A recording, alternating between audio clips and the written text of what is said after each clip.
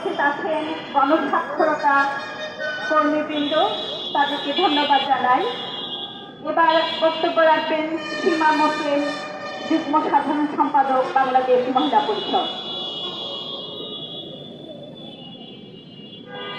আজকের এই মানববন্ধনের সভাপতি, আমরা আজকে খুবই ক্ষোভ, উদ্বেগ এবং একটা মর্মক্রিয়ার মধ্যে দিয়ে আজকে আমরা এখানে এই মানববন্ধনটা করছি।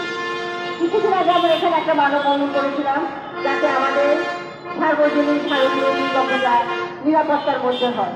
সেখানেও আমাদের মনে অনেক ক্ষোভ, অনেক উদ্বেগ, অনেক দুঃখ ছিল।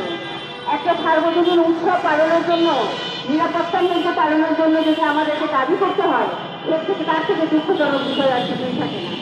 ঠিক একইভাবে আমরা আজকে দেখছি, আজকে যে কিশোরী মেয়েটি দলবদ্ধ ধর্ষণের শিকার হয়ে জীবন তাকে দিতে হলো এবং তার বিচার চাওয়ার জন্য পাহাড়ি মেয়ে সে দলবদ্ধ ধর্ষণের শিকার হলো, তার বিচার চাওয়ার জন্য পাহাড়িরা তাদের উপর আবার তাকে অত্যাচার করা হলো, তাদেরকে হত্যা করা হলো, তাদের উপর নির্যাতন চালানো হলো, তাদের বাড়িঘর পুড়িয়ে ফেলা হলো।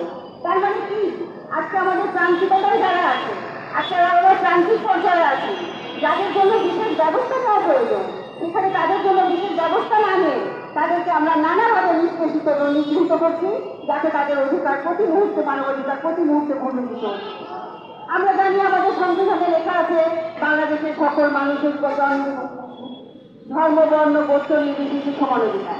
সেটা কি কেবলমাত্র আমাদের কাগজের সংবিধানেই থাকবে? এটার বাস্তব প্রতিফলন কি আমরা দেখবো না? আজকে আমরা যদি দেখি পাহাড়ের দিকে দৃষ্টি দিই, আজকে যদি সেখানকার মেয়েদের কথাই আমরা খালি বলি, আমরা বিভিন্ন সময় বিভিন্ন সভা সমাবেশে তাদের কাছে আমরা শুনি যে তাদের এলাকায় তারা নিশ্চিন্তে তারা বিতরণ করতে পারে না। তাদের নিশ্চিন্ত বিতরণ করতে গেলে আইন শৃঙ্খলা বাহিনীর কাছে তাদের নানা রকম জবাবদিহিতা দিতে হয়। তার এলাকায় সে ঘুরবে, কিন্তু তাকে জবাবদিহির মধ্যে রাখতে হয় প্রতি মুহূর্তে। কেন? আমি কি নিজ ভূমে বড়বাস হয়ে আছি? আমার ভূমির অধিকার কি আমার নাই? আমার দেশের অধিকার কি আমার নাই? আমি কি এই দেশে একটা নাগরিক, 8-10টা নাগরিক যেভাবে থাকে আমি কি সেভাবে থাকতে পারবো না? সেই অধিকার কেন আমার নাই? এই প্রশ্নটা আজকে পাহাড়ের যে জনগোষ্ঠী তাদের সাথে আজকে আমরা যারা মানবাধিকার আন্দোলন করি, আমাদের কাছে কিন্তু একই প্রশ্ন, সকলের সমান অধিকার কেন নাই? যারা প্রান্তিকতায় আছে তারা কি সবসময় নিষ্পেষিত, নিগৃহীত হবে? তাদের অধিকার কি তারা পাবে না? এই প্রশ্ন কিন্তু আজকে আমরা করতে চাই। আজকে যে আইন শৃঙ্খলা বাহিনী পাহাড়ে আছেন, তারা যেখানে সেখানে আইন শৃঙ্খলা রক্ষা করবেন, এখন তাদের দ্বারাই যদি সেই এলাকার লোকজন নিগ্রহের শিকার হয়, তাহলে সেইটা জবাবদিহি কে করবে, কার কাছে করবে?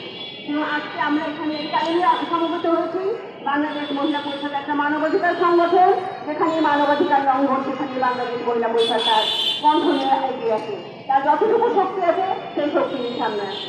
আজকে আমরা মনে করি এই যে মেয়েটি দলবদ্ধ ধর্ষণের শিকার হলো, তার ক্ষতিপূরণ তো জবাব দিতে পারবে না পৃথিবীর কেউ। তার বাবা মার কাছে কেউ কোনো ক্ষতিপূরণ পাবে না, তার বাবা মা যা ক্ষতি তাদের হয়েছে। কিন্তু তাদের বাড়িঘর ঘুরিয়ে দেওয়া হয়েছে, বাজার হাট ঘুরিয়ে দেওয়া হয়েছে, তাদের প্রত্যেককে ক্ষতিপূরণ দিতে হবে। এই ক্ষতিপূরণটা যত দ্রুত দেওয়া যায় তত দ্রুত সরকারের এখানে ব্যবস্থা নেওয়া দরকার, যাতে এই বাজার, বাড়ি, ঘর যাদের নষ্ট হয়েছে, আগুনে পুড়েছে, তাদের ক্ষতিপূরণের ব্যবস্থা দ্রুতভাবে করা দরকার। একই সাথে যারা এই ঘটনার জন্য দায়ী তাদের বিচার করা হোক। সেই বিচারটা যতক্ষণ পর্যন্ত না হবে, আসলে যাদের উপর অত্যাচার হয়েছে তারা কি নিশ্চিন্তে বসে থাকতে পারবে? তারা পারবে না। সুতরাং বিচার অবশ্যই করতে হবে এবং খুব দ্রুত এই বিচারটা করা হোক। এটাই আজকে বাংলাদেশ মহিলা পরিষদের দাবি। আপনাদের সকলকে ধন্যবাদ।